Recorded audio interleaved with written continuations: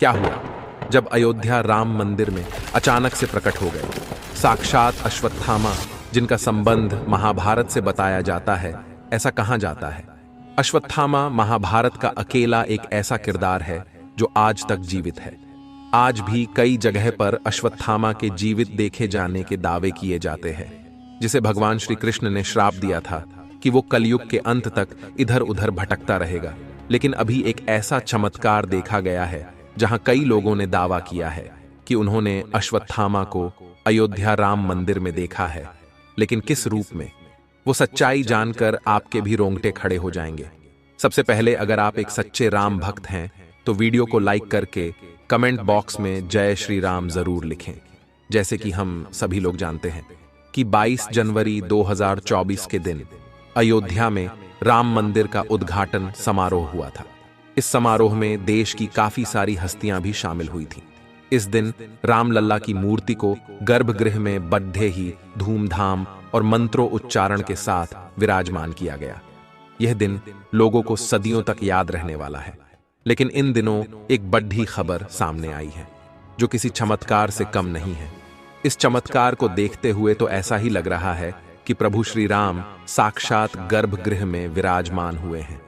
क्या हुआ है ऐसा चमत्कार, जानने के लिए हमारे साथ वीडियो में अंत तक जुड़े रहे।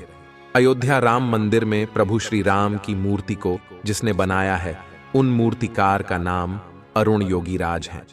पूरे 7 महीने की मेहनत के बाद प्रभु श्री राम की मूर्ति को अरुण योगीराज ने बनाया है। इसका मतलब अरुण योगीराज पूरे 7 महीने से प्रभु श्री राम की प्रतिमा के साथ ही थे। हालांकि प्राण प्रतिष्ठा के बाद अब अरुण योगीराज अपने हाथों से बनाई हुई प्रभु श्री राम की प्रतिमा को पहचान भी नहीं पा रहे हैं। योगीराज को लगता है कि प्रतिमा में जरूर कुछ चमत्कार हुआ है। जैसे ही गर्भगृह में प्रतिमा को स्थापित किया गया, वैसे ही प्रतिमा की आभा में बदलाव हुआ और अब प्रतिमा में कुछ अलग ही तेज दिख रहा है। प्रतिमा का तेज पहले से काफी अधिक बरछ गया है। योगीराज ने कहा कि वह खुद भी इस चमत्कार से हैरान है। उनका मानना है कि यह चमत्कार रामलल्ला की कृपा से ही हुआ है। प्रभु श्री राम गर्भगृह में साक्षात विराजमान हो चुके हैं। तो आप भी दोस्तों नीचे कमेंट करें कि आप अयोध्या रामलल्ला के दर्शन करने कब जा रहे हैं।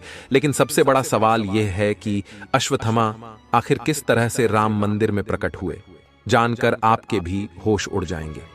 23 जनवरी 2024 से राम मंदिर आम श्रद्धालुओं के लिए खोल दिया है। लाखों भक्तों की भीड़ जमा हो गई, भगदड़ का माहौल बन गया। लेकिन प्रभु श्री राम की कृपा ऐसी हुई कि सभी भक्तों ने रामलल्ला के बहुत अच्छी तरह से दर्शन किए। पहले दिन तकरीबन 5 से 7 लाख श्रद्धालुओं ने रामलल्ला के दर्शन किए। लेकिन 24 जनवरी को कुछ ऐसा हुआ जिसे इतिहास कभी भुला नहीं पाएगा। सौरभ नाम के दर्शनार्थी ने हमें बताया कि वह प्रातःकाल सुबह जल्दी से राम मंदिर पहुंच गए ताकि वह जल्दी से जल्दी रामलल्ला के दर्शन कर सके। लेकिन उस समय भी वहां पर काफी भीड़ मौजूद थी, तो हम भीड़ में लगातार आगे बढ़ते जा रहे थे।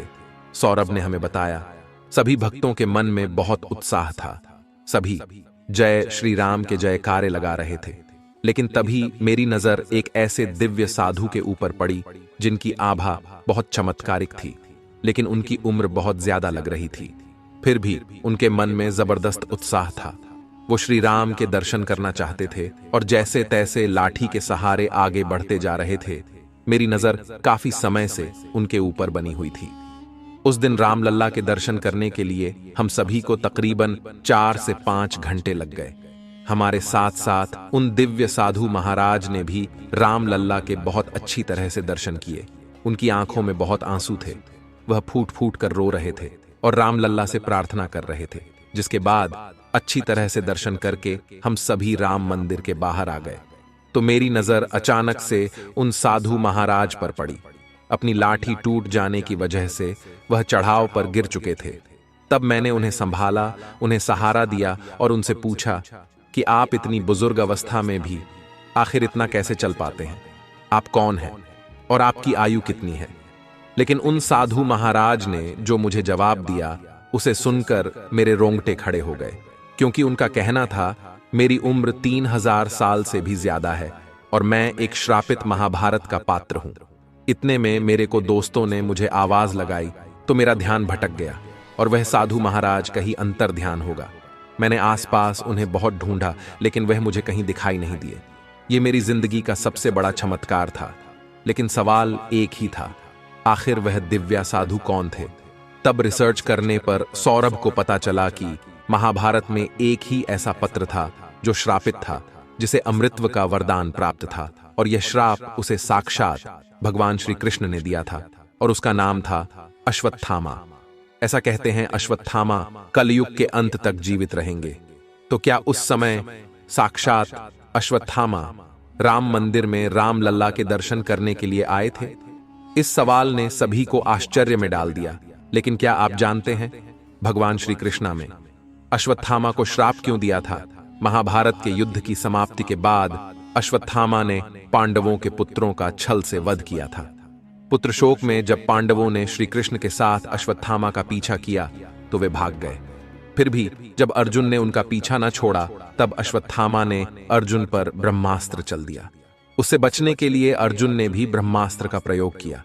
तब महर्षि वेदव्यास के कहने पर अर्जुन ने अपना ब्रह्मास्त्र वापस लौटा लिया, लेकिन अश्वत्थामा को ब्रह्मास्त्र लौटाने का ज्ञान नहीं था। तब उन्होंने अपने अस्त्र की दिशा बदलकर अभिमन्यु की पत्नी उत्तरा के गर्भ की ओर कर दी।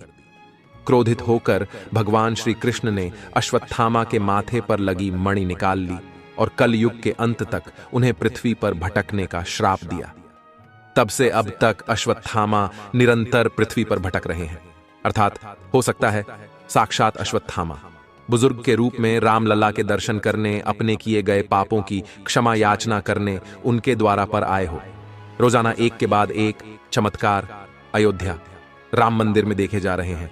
आ गया मैं कोट चमत्कार आपको सुनाने जा रहे हैं, जिसमें किस प्रकार एक 80 साल के बुजुर्ग महिला का पर्स पुनः चमत्कारिक रूप से उन्हें प्राप्त हो गया।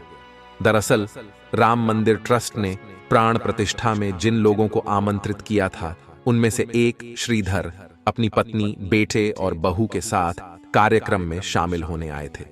प्राण प्रतिष्ठा कार्यक्रम समाप्त होने के बाद श्रीधर की पत्नी जानकी, जिनकी उम्र लगभग 80 वर्ष बताई जा रही है, वो प्रभु राम का दर्शन करने के लिए गर्भगृह में प्रवेश कर रही थी।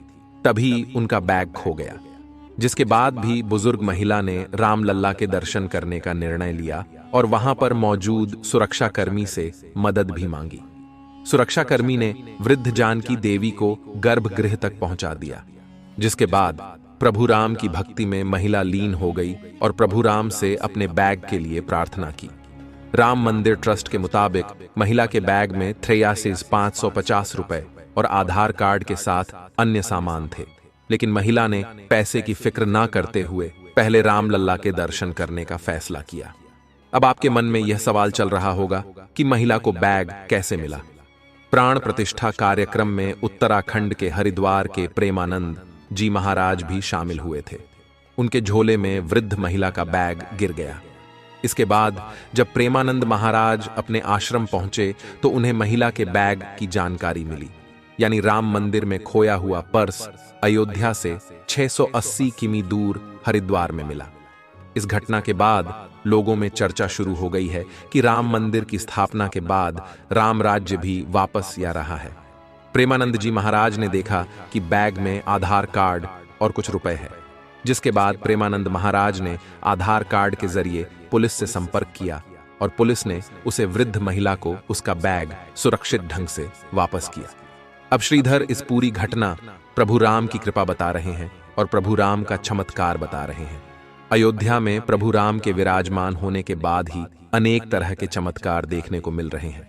22 जनवरी यानी प्राण प्रतिष्ठा के दिन एक बंदर शाम के लगभग 5:50 बजे दक्षिणी द्वार से गूढ़ मंडप से होते हुए गर्भगृह में प्रवेश करके उत्सव मूर्ति के पास तक पहुंचा।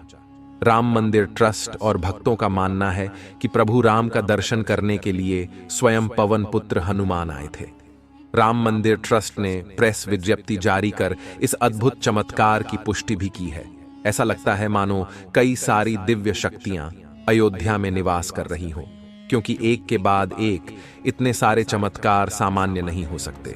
आज हमारा सौभाग्य है कि हम राम मंदिर को बनता हुआ अपनी आंखों से देख पाए हैं, प्राण प्रतिष्ठा का समारोह अपनी आंखों से देख पाए हैं। लेकिन इस राम मंदिर के बनने के पीछे कई कट्टर हिंदुओं, साधु संतों का बलिदान छुपा हुआ है, जिन्हें हम कभी भुला नहीं सकते। आप भी नीचे कमेंट बॉक्स में उन्हें श्रद्धांजलि जरूर दीजिएगा। वीडियो पसंद आई हो तो लाइक करें। साथ ही रोजाना ऐसी सब कुछ चमत्कारी घटनाएं देखने के लिए हमारे चैनल को सब्सक्राइब करके बेल आइकन को प्रेस करें। अभी के लिए आप सभी को हर हर महादेव।